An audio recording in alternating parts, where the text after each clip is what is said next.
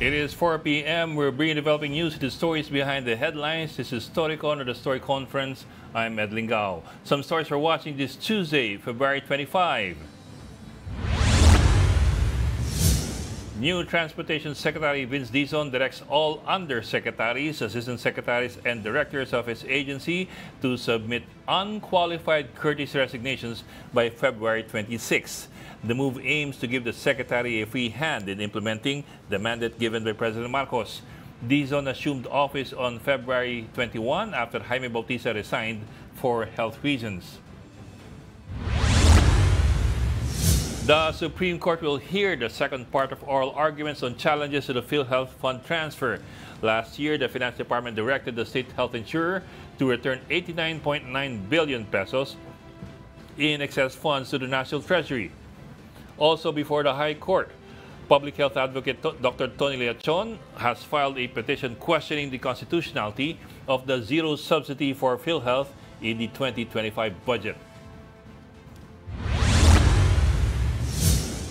And the Palace defends President Marcos' decision to declare February 25 as a special working day. Palace Press Officer Undersecretary Claire Castro asserts that declaring holidays is the President's prerogative and insists that no activities related to the EDSA commemoration have been blocked. She reiterates that history cannot be erased and that government is not undermining the significance of the 1986 revolution. And joining us today, at least in a little while, will be muntik na sabing Senator, our political pundit, si Ronald Llamas, who is on the way here. And from the Philippine Star, kasama natin ngayon si Editor-in-Chief Aming Pamintuan na hindi siya nagdilaw.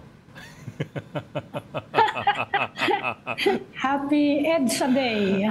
Happy 39th anniversary ng EDSA People Power Revolt. On the 25th of February 1986 ay umalis ng Malacanang at ng Pilipinas kinabukasan pa siya umalis ng Clark, no?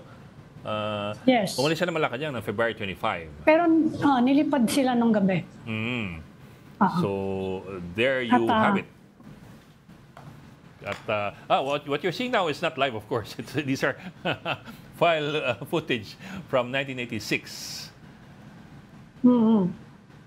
Specifically February 23. That was a Sunday. I remember that. So, yun. Ayun, sabi ng Malacanang, wala daw revisionism ng EDSA. Tama naman sinabi ni Yusek Claire Castro that it's the President's prerogative, but I think that sidestepping the question of why the President did not declare this year's anniversary as a holiday. Diba? It's a sidestep because nobody's questioning the prerogative naman eh. Oo nga.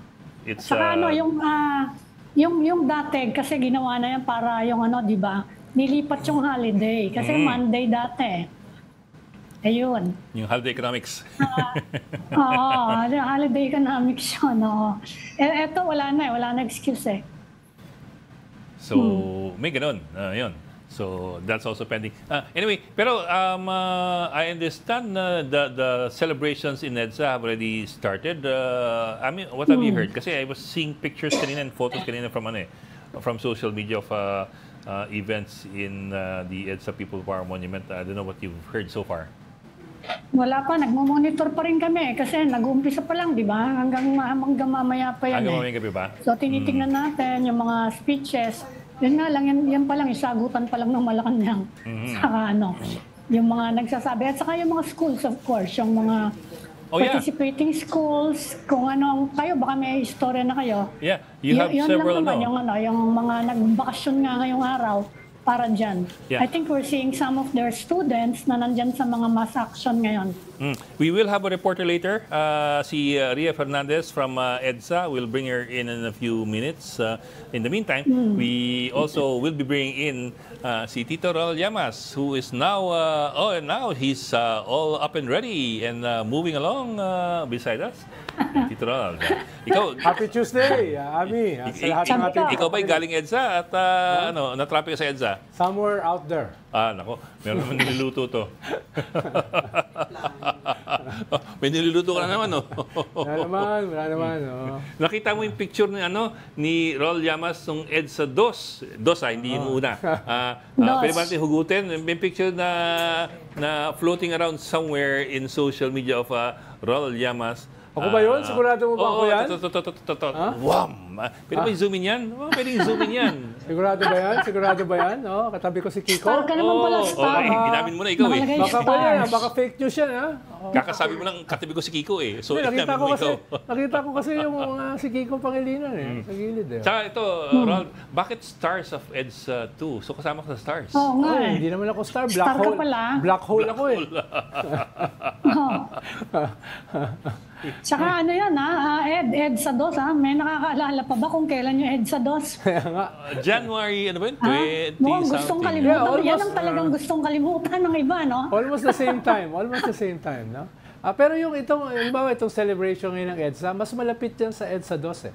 Dahil marami rito mga schools eh. Oo naman. Mga schools, no? Usually mga Catholic schools, etc. Na denify yung order.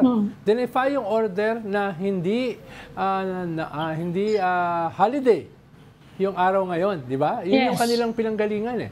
At naalala ko yung EDSA 2, nagsimula rin, puro mga schools eh. Walkout. Oo, puro mga schools. Hindi, walkout yan. Yeah. Walkout dun sa impeachment trial, remember? Yes. Nag-walkout yung mga senador, nagpunta dun sa EDSA Shrine at nagdasal, nagpuntahan dun yung mga tao. So talagang people power siya.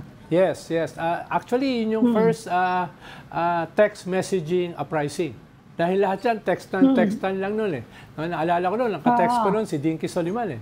No? At kanya-kanyang mobilization yan, papuntang EDSA nung panahon na yan. Saka ano yun, nagpunta sila doon, ano lang naman to pray, di ba? Yes, wala naman original na tawag na people power eh. Oo. Basta nagpunta doon para magsimba. Ako nag-pray. Ako maigi. Oo, no? Mga di umepekto Parang si Ami ayaw maniwala eh. Napumunta ako ron para mag-pray. Oh, di ba? Ayan na, nakikita ko na picture. Sige, bilib na ako. Mukha ba siyang prayerful dyan? Parang hindi eh. Mukhang... Pero Ronald, ang kasunod niyan, EDSA 3 ha? Oo, tama. EDSA 3, kasunod niyan. Pumunta ako nun. Kaya months ayan. apart. Pumunta ako nun sa EDSA 3.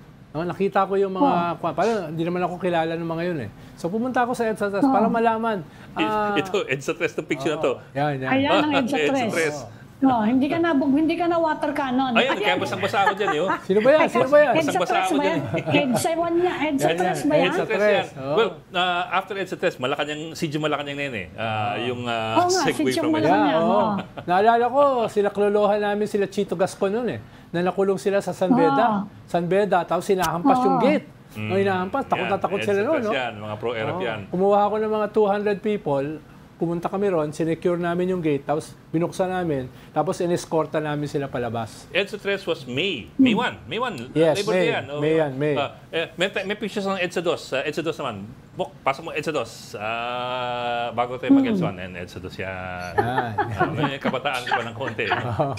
Talagang tatlong EDSA, nandun si Ed, no? Pero hindi ako EDSA, participant sa EDSA 3. Sama ko si Abner, Si Abner, hindi pa rin nagbabago yung mukha. Ganun na siya dati, Si Abner. Mukhang matanda. Nakita ko siya noong isang araw sa Japan National Day. Ganun pa rin ang itsura ni Abner, yan. Mga payat pa kami ng konti. Yan. Di ba? May isa pang picture dyan, teka ha? Meron din dyan, Kwan. Ayan, sa Malacanang. Nagsama ko si party ko, nakakaalis lang ni Erap. Na-posing kami sa ng Kalayaan Hall. Walang Kwan yan, walang looting yan. Walang yung looting. EDSA 1 meron. Meron lang yung lying. Pakita mo yung lying picture. Teka ha? Sino kumukuha ng picture nyo? Ed, hindi pa naman uso nun ng mga Hindi nga. Mga selfie. Meron ng noon. Meron ng The Correspondence noon. Diba? Meron ng The Correspondence noon eh. Ba naman? Baka PSG pinag-usapan namin. May isa pa picture na nakahigayat. Wala ba yan? Ayan. Wag na. Baka masagwa. Hindi. Yan. Parang wala na presidente. Tapos na. Atin na Malacanang. Dindo Amparo sa kanan. And harap Diba? sa likod namin Kalayaan. Nasaan ka yan? Nasaan ka yan? Yan. Si Erap. Si Erap, nung umalis siya. Patawid. Sinusundo Pasig na, River, that's a Pasig famous River. photo. Oo. Sinundo siya nila, Hagedorn. nung mga nila Angelo Reyes. Oo. At katawid ng peace Nung sinundo compound. siya nung cabinet members niya, sinabi niya, yun nakatapusan niya. Sila Hermogenes Esperon, nung sinundo na siya ng mga security officials niya, nagbabay na siya. Yeah. Mga tao niya sa gobyerno na lumipat kay Gloria Macapagal Arroyo. Sinundo siya. Pinapunta siya sa doon sa Malacanang Park. Papunta yan sa Malacanang Park. PSC Park. Sinundo May siya. isa pang picture dyan, yung black and white. Wala ba dyan? Forward natin. Hindi yan. Yan. Palabas siya to say goodbye to everybody and then papunta siya Ng guest house, di ba? ng guest house. Yan yung guest house, Malacanang guest house. Kita mo yung metal detector eh. Oo, yun dahil sa metal detector, kaya gano'n. Malacanang guest house yun ng opisina niya. Nasaan ka niyan, Katabi lang Ami? yun yung pier eh. Di ba yung maliit na pier, katabi lang Yan. yun. Ito yung bumitaw si Angelo Reyes tsaka si Orly Mercado. Sa likod. Si Orly Mercado. Yan, alala ko na. Si Esperon nga. Alala ko na, nako-coordinate ako sa kanila through Victor Corpus. At ang usapan nun ay lalabas sila sa Monday pag 1 million na yung tao sa EDSA. Tapos mamarcha sa Malacanang. Kaso Saturday pa lang, nagdesisyon na sila na lumabas, mag-withdrawal of support. Dahil yung 300,000 sa EDSA, tingin nila is already enough. Dahil doon sa intensity nung rally, nung demonstration, na talagang sumisigaw yung mga tao.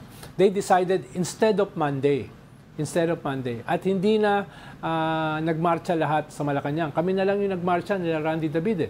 Yung karamihan na iwan sa Etcha Shrine at dineclare si Arroyo as a successor. Yung iba kasi, ang plano kasi ay magkaroon ng, dahil nga bumagsak si Erap extrajudicially, ang habol ng iba is a Revolutionary Council. Dahil wala namang succession diba? Kaya doon na-invento yung salitang constructive resignation.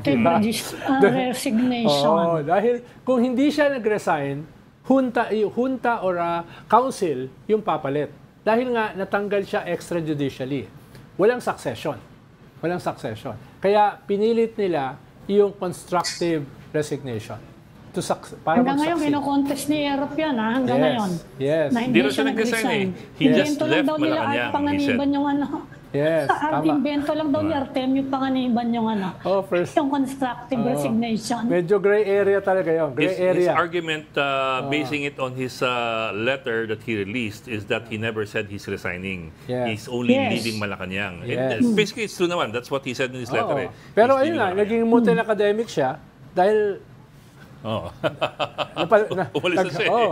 Diba? Wala na. Umalis na siya. Finders keepers. Pero legally, Finders keepers. pero legally, gray area talaga yun. Yeah. Diba? That's also true. Hanggang ngayon, actually, kasi ginamit siya ng argument when he ran for president, di ba? Yes. Oo.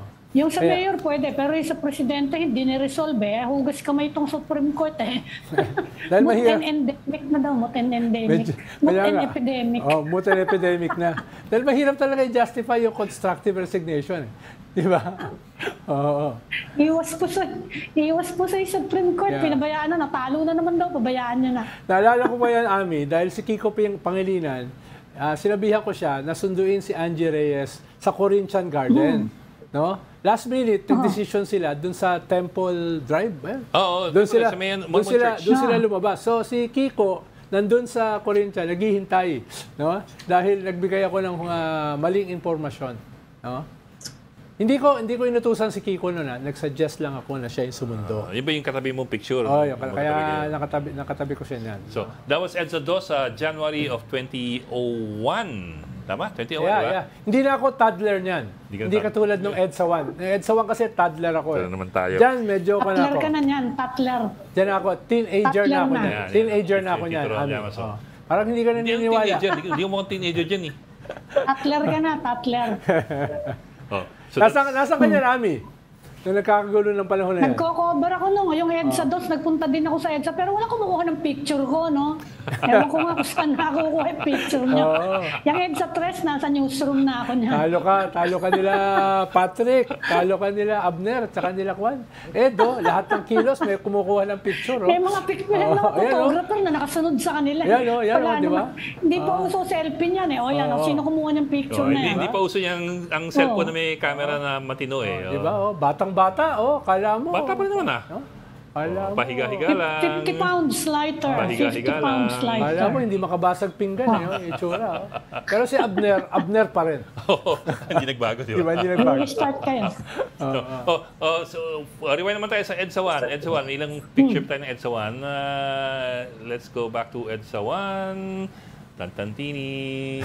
Ay, luma na yan, Bok. Nakita na ng marami. Yan. Yung sa gigilid-gilid. May extra. May isa pa dyan. May extra. Yan yung tinawag ni Mocha Uson. Ayan. Yung ibang angulo yan. Di ba binanatan ni Mocha Uson yan? Hindi ba kayo naiiyak sa drama ng mga madre? Ipakita natin yung post yan. That was in 2018 and 2019. Panahon ni Digong, si Assistant Secretary Mocha Uson ay, did you guys download it? I don't know. Yeah. I hope they downloaded it. Sabi niya, Ito, pakita natin para makita.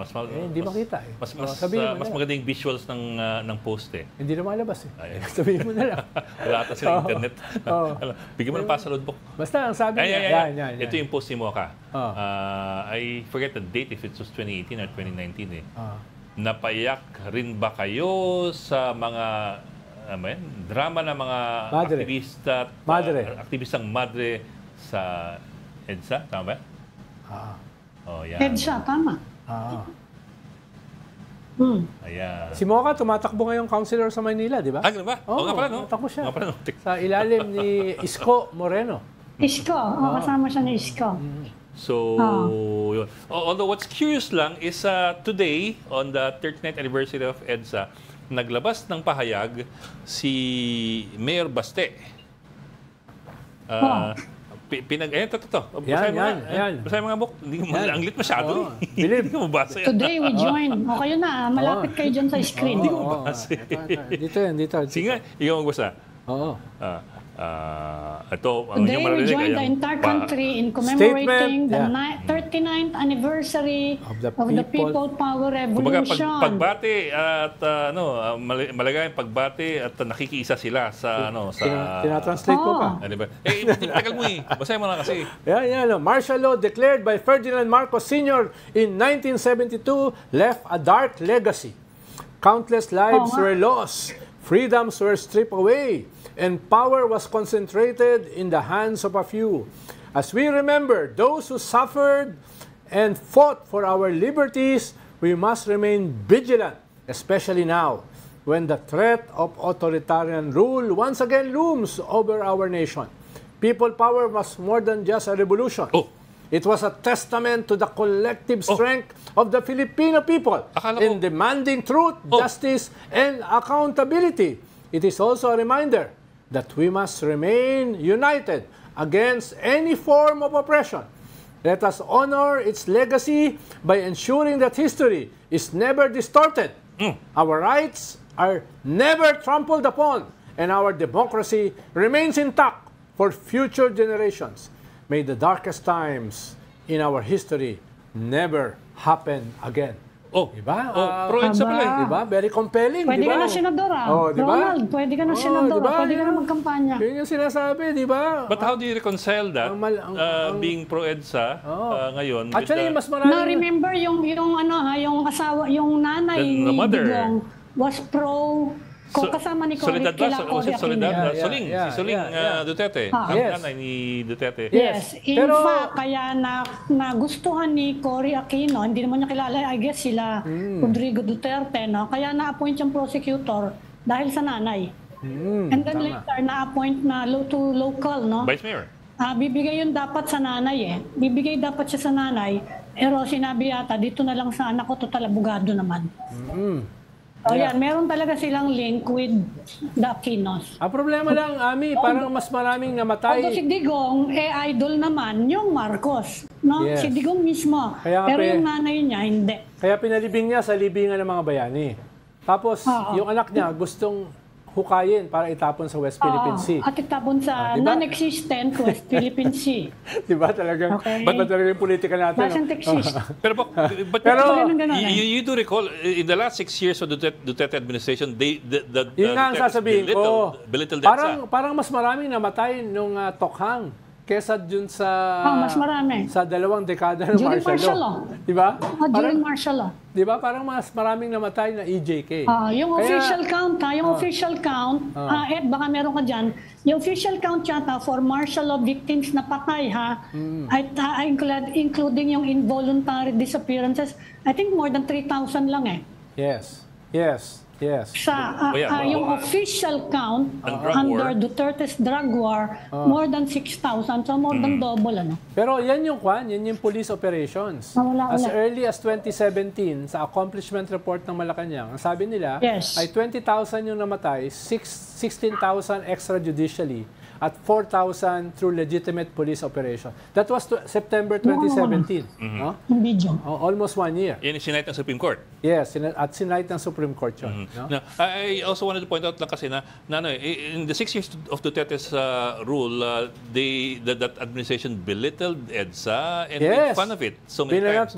Kaya si Mocha ang lakas ng loob na mag-post ng mga ganyan-ganyan dahil ang kanyang boss. Pinanat-banata nila. No? At nitong nakaraang buwan, or this month, nagtatawag sila ng EDSA. Nandun ngayon sa symbol ng EDSA, yung Club Pilipino.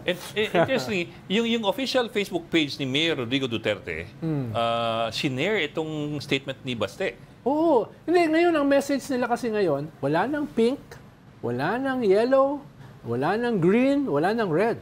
Lahat tayo ay dapat labanan. Magkaisa laban sa Marcoses. Kailangan, unity. Kaya naka-blue. Yes, no? Yan, pati si Ami, holding hands nila para isulong ang demokrasya, press freedom ng SMNI, no? Di ba yun ang sinisigaw nila? People power, no? At saka injustice labang kay Kibuloy. Tama, umusok ka na. Teka, yung reporter natin si Ria Fernandez. Pwede ka na magkampanya. Ang ating correspondent si Ria Fernandez ay nandun sa anibersaryo ng EDSA People Power Revolt. Ria, anong nangyari dyan? Good afternoon, Ria. Kamusta ba dyan? Kamusta ba dyan? Magandang hapon sa inyo dyan lahat ng Storycon.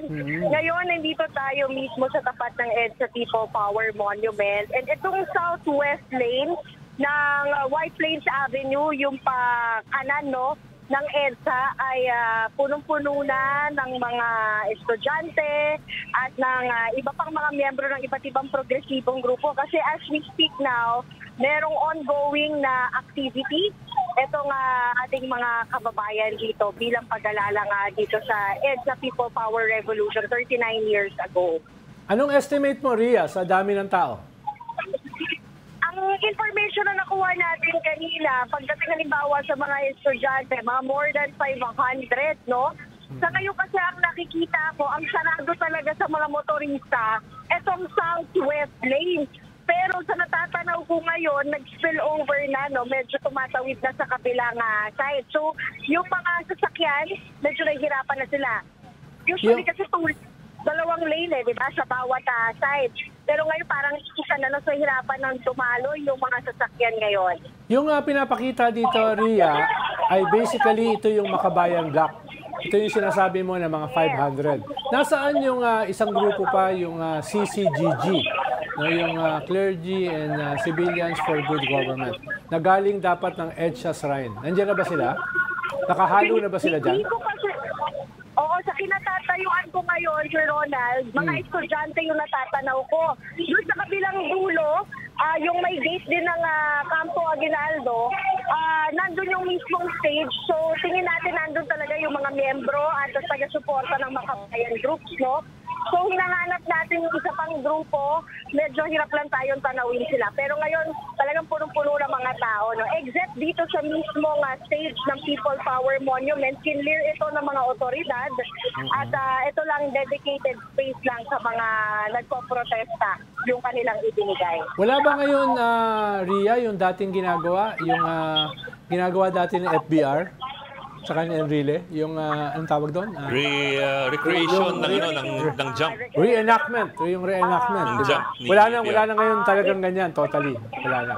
Walang mga gano'n, no? Nagsimula ang araw dito sa EDSA People Power Monument sa pag-aalay ng bulaklak ng Quezon City government officials at iba't iba pang mga lead agencies gaya ng NHCP. Tapos, pagkatapos nun, ay ito na nga ngayong hapon, yung marcha ng mga progresibong grupo. Wala kayo nakitang mga ganong reenactment or para pagsasadula nung nangyari 39 years ago. Etong mga nag-rally o mga nagprotesta at nagmarcha, ang notable lang is kahit hindi nila ginawa yung ginagawa noon nila FDR, yung mga lugar na pinasustanan nila, yun din yung mga historical landmarks. So nagsimula sila sa Krame, papunta dito sa White Plains. Karamihan dito, mga estudyante, mga kabatch ko. Naku, mga tayo. Mga kabatch ko to, no? Oo.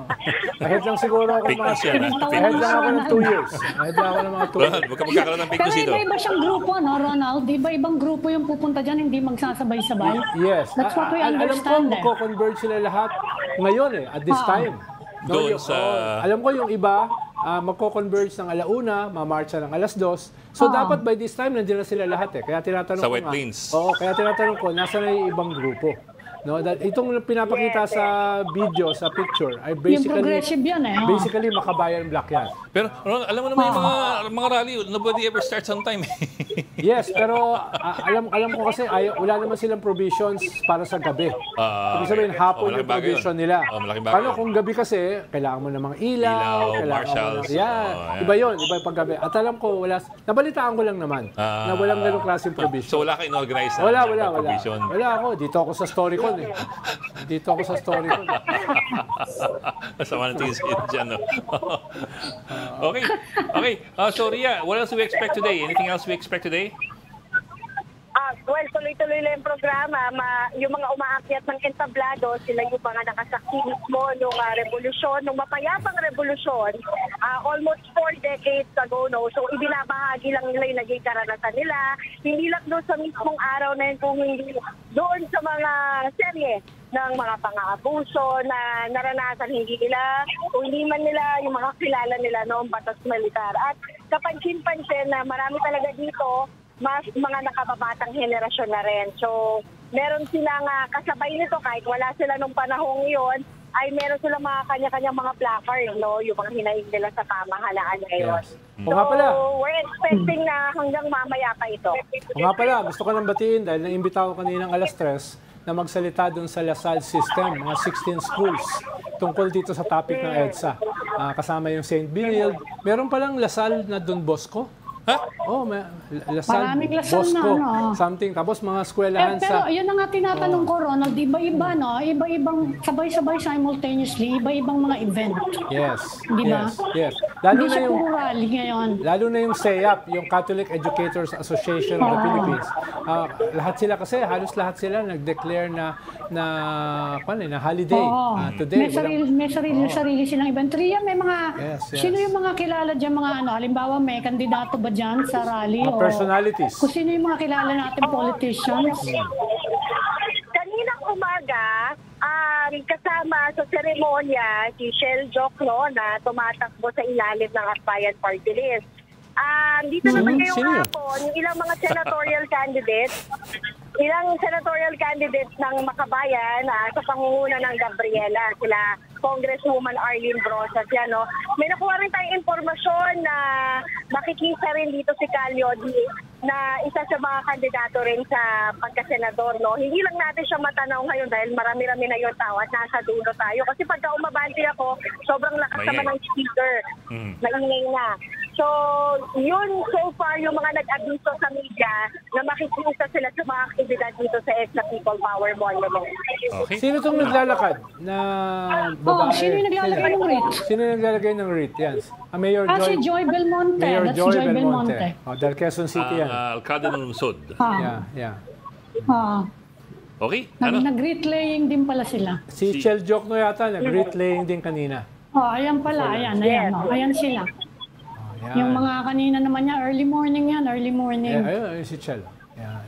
Sige, bitawan natin. Father Edicio de la Torre, si Sister Mary Jan Malansan, no? Yan, si Chel Jokno, no? Okay, Ria, maraming salamat. Bitaw ka na namin para ikaw ay makapagtrabaho. Ronald, this is my question din. Thank you, Ria. You seem to have different groups with Oo nga, different, hindi siya hiwa-hiwalay, ano? I don't know if you'd say different colors, pero different. May nuancing din yung yung kanilang mga alliances and mga affiliations eh. So and I suppose that's also one reason kung bakit parang you can't get one big crowd all at the same time in the EDSA shrine. What do you think of that? Yung impeachment complaint lang, 4 eh. Oh, di ba? So, Hindi magkasundo sa isa. It's a reflection, hindi nung complaint, it's a reflection nung mga iba't ibang mga grupo. Ganon din sa rally mo, noong 31, 3 yung rally eh. Diba? Halos pare-parehas humihingi ng impeachment, pero may iba't ibang emphasis. Kaya nga eh. Yung iba, merong resign all. But I imagine diba? that's the question on a lot of people's mind. Ba't hindi kayo magkasundo na lang sa isa para mas malaki kayong grupo? Well, dahil yung iba nga, mas ang kwa nila extra-constitutional. Pag sinabi mong resign all, extra-constitutional yun. Papunta yun ng revolutionary government. Pag sinabi mong ganon. So yung iba, ayaw sumama ron. Yung iba, ang focus sa mga Duterte. Yung iba, ang focus dun sa corruption nung national budget. So may ang kanilang differences ay dun sa mga emphasis sa mga issues. Lahat sila ay sang-ayon sa impeachment ni Sara. Pero How to go about it? oo, pero yung mga nuancing, yung emphasis nagbabago. Halimbawa, pag nagsabi kang resign all, iba ibig sabihin nun. No? Immediate yun na revolutionary government. Parang ganun yung direction nun. Not to mention unlikely. Oo, naman. Sino ba mag-resign? Tsaka all sila. Baka ako mag-resign dito sa Storycon. Madaling gawin yun eh. Bigyan ng kape. Madaling gawin yan. Alam ko, walang kape. Di ba? Pero yun sa gobyerno. Dadala na ako ng pansit. Dadala ako ng pansit. Pero ikaw, Ami, may alam ka ba sa gobyerno na mag-resign? Di ba? Wala naman. May nangyayari bang gano'n dito? So, Hindi, meron naman mga nag-resign kayo. Sirap ka, umalis. Pinag-resign nga yung mga DOTR eh. Yung Department of Transportation, pinag-resign yung mga USEC at ASEC lahat. Pinag-resign ni Vince Dizon. Oo nga. Pero yun nga, yun yung kaibahan dahil emphasis. Pag sinabi mong resign all, alam mo naman wala mag-resign. Pero ang message nun ay out of the box. Ibig sabihin, dapat revolutionary government. Hindi pwede yung kasalukuyan. Yun yung message nila. Marami, hindi sasama ron. Yung iba ay bumabanat sa corruption, pero magsasampa sila ng kaso sa Supreme Court para i-declare unconstitutional yung budget. Kumbaga, within the constitutional framework, yung kanilang gagawin. Iba yun doon sa resign all, RevCov. Iba rin yung usapin na ang focus ay yung impeachment. No? So, kahit pare-pareho sila ng minimum messaging, yung maximum nagbabago. But that also Di ba weakens mas malinaw kung focus yung messaging mo? Oo. Ang gobyerno, isa lang ang message. Bigyan ko kayo ng ayuda, shut up. Si Ami, oh. Correct. Pero wag mo kalimutan, Ami, going into the snap election, going into EDSA, hiwa-hiwalay din yung grupo eh. Di ba? That's also Pero true. na-trigger sila mag-unite because of the failed mutiny nung RAM, ni Enrile at saka ni FBR. Di ba? Yes. Tinawagan si Cardinal Nahuli Sin. yung ano eh. Di ba? Nahuli yung mutiny eh. Sila Jake Natatandaan Dick- ko nun Dick si Morales. Ricardo Morales ba Dick yun? Morales. Oh, Dick Morales. Ricardo Morales yung nahuli dun sa Malacanang eh. Si Jake Prinisinta namin sa mga reporter. Yes, si Jake Malahakan. Sila yung hinarap eh, di ba? Si Intelligence Chief Jake nahuli Malahakan. sila, Sila yung nahuli. Yan. Kaya tumawag sila ng tulong, humingi sila ng tulong kay Cardinal Sin. Si Cardinal Sin, nagtawag naman ng People Power. Una, paunti-unti. Maya-maya, dumadagsa na, di ba? Nung kinabukasan, puro spontaneous eh. Hindi pa yan yung organized groups eh. Nung second day, doon nagdatingan yung mga magkakahiwalay na organized groups. Pero yung first night at saka yung second day, these are mostly spontaneous Filipino people. Diba? Yun yung nangyari. Okay, mag-gap muna tayo, and when we come back, we will talk to somebody who was also there, but Sino? wearing a yan? different uniform. Akala ko si Manny Mogato eh. Si Mogs. In fairness kay Mogs, gising siya nun. Hindi, tsaka kumakain siya ng siopaw doon sa kwan doon, sa isang restaurant doon. Okay, we just need to take a break. We'll be right back. We've got developing news and the stories behind the headlines. Welcome back to the StoryCon or the Story Conference. I'm Med Lingao, and of course with us, Ami Pamintuan of the Philippine Star, and Raul Llamas, our resident political pundit. Well, natatawa ka. We're happy that you're here. Pag galing sa'yo, kinakabahan ako kung ano yung buntot eh. No, kinakabahan ako, baka may pahabol eh. No, we're simply happy that you chose to grace us with your presence instead of gracing the people in EDSA with your presence because we also need you here. I'm sure. Magkabi ka naman. But let's go back to the discussion on EDSA. For 6 years, to the point I was trying to make kanina, for 6 years under Duterte, Demonize. Oo, demonize and belittle lang EDSA. But now, Puro-puri. it seems to be a turnaround. Or is it a turnaround? Then alam nila kasi, yung EDSA was a symbol ng anti-Marcos campaign. So ngayon, dahil ang priority nila anti-Marcos, kinoko-opt nila yung icons like Club Filipino, kinoko-opt nila yung message, no? Hindi ako magugulat kung si Digong nakasuot na ng dilaw bukas. Ay, may tanda akong picture niya na nakadilaw siya noong 2013 elections. Hindi lang bagay. Dahil, tapos nakaganon siya. Hindi lang bagay. Kay Ami, bagay nakadilaw dahil tisay eh. Diba? Tisay eh. Pero si Digong hindi Saka, bagay. remember, may warning si Digong kay Marcos na baka matulad ka sa tatay mo. Tatay mo. Na Madalas kinaladkad. niyang sabihin yan ngayon. Kinaladkad palabas Baka ng matulad Malacanang. Yun ang sabi niya. Tapos sabi rin ni Baste, baka magaya kayo sa mga Romanov ng Russia at kay Mussolini ng Italy. Mas malala. Diba? Yun ang sabi niya. Last year. Ibig sabihin, minasaker. And beaten and hung upside down. Masaker yun. Baka hidden wish. Wish ko lang, wish. Ay, wag mong maliitin, Ami, pag nakabalik yung mga yan. Sabi nga ni Vice President Sara, hindi ako nakakalimot at hindi ako nagpapatawad hanggang kamatayan. Yes. Di ba? Kabahan ka ron, no? Ako, pag makakabalik sila, ako na ako. Bigla nga mahukay yung remains dun sa Hero Cemetery at mapunta sa West Philippine Sea, no? Di ba yun ang warning niya? Yes. Pag nakabalik sa gobyerno, susuportahan ko kagad ang mga Duterte. Kayo talaga ang simbolo ng people power. Pero the point I'm trying to make is, don't people remember the turnaround and realize that there was a turnaround? Yeah, tingin ko marami. Or it doesn't matter to them? Marami makakaalala. Ang problema ito kasi, alam ni Ami ito, labanan ito ng ng messaging, labanan ito ng perception, labanan ito ng social media. At sa ngayon, medyo malakas yung mga Duterte sa TikTok, which is the #1 social media, no?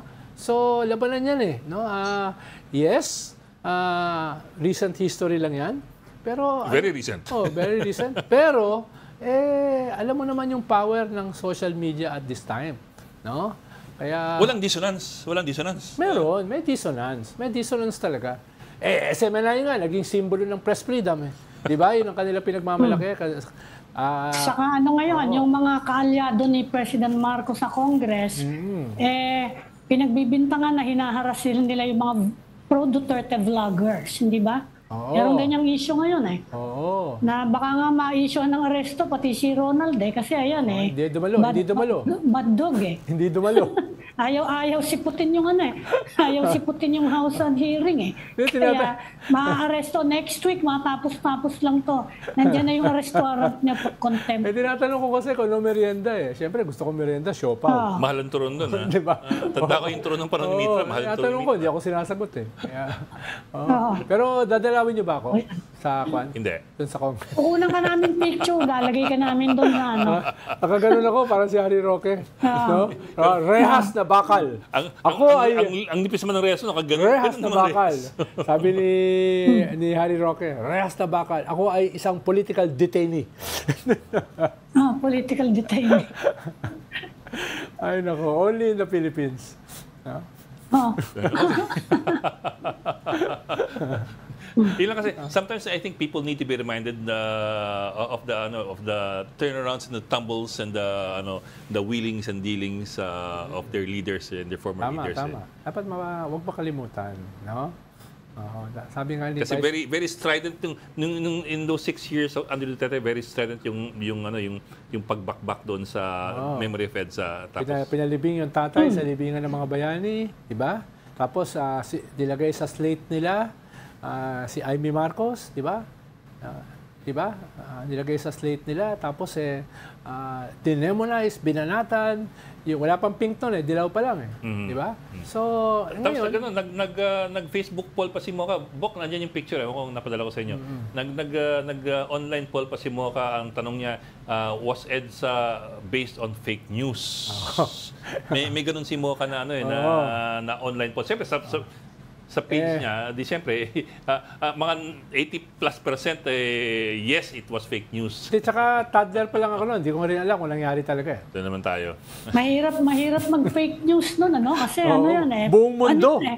Karamihan yan, legacy media yan May recording yan. Nasa dyaryo, nasa TV, may broadcast video. Mahirap ipeke yon. Wala pa nun AI. Tsaka na-inspire nun yung mga Latin Americans at saka yung mga Eastern Europeans, di ba? Yes. Mga Latin Americans laban sa dictatorship, yung mga Eastern Europeans laban sa communist Russia, di ba? Soviet Russia. At inaamin nila. Yes. Inaamin nila na inspire kami doon sa EDSA. No? Hindi nila tinatago. No? At alam natin, nabago yung mundo dahil dun sa pagbagsak ng Iron Curtain. Sa Velvet Revolution. Yung Iron Curtain. Maraming pati sa Russia actually, in fact, pati yung hindi ba?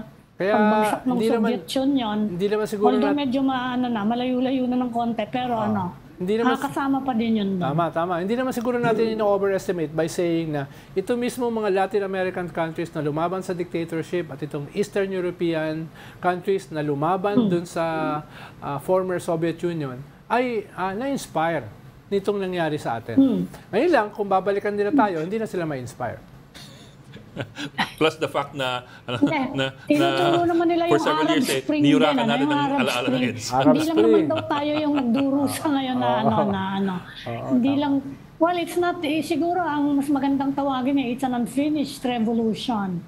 Yes. Di naman kasi after the revolution, kailangan mo mag-nation building Yun ang problema ng marami Di naman yan, uwi na ako at bahala na kayo dyan, di ba? Tama. Hindi pwede yun Hindi na institutionalize yung people power. Hindi siya na institutionalize. Yes. Nagtiklop ng mga banners, nag-uwian na. Pero tuwan-tuwa ako noon sa EDSA. Ang dami kong nakakain na egg sandwich. Egg sandwich, no? Ayun. Lahat masama sa tiyan yun, Yun yung pinakamadaling gawin So lahat ng pumupunta ron, may egg sandwich, no? Egg sandwich, no? Puro ko egg sandwich, no? Maya-maya sumasama na yung tiyan ko sa kaka-egg sandwich. Sa Malacanang, wala kami makakain noon. Wala nang tao nag-uwian na lahat.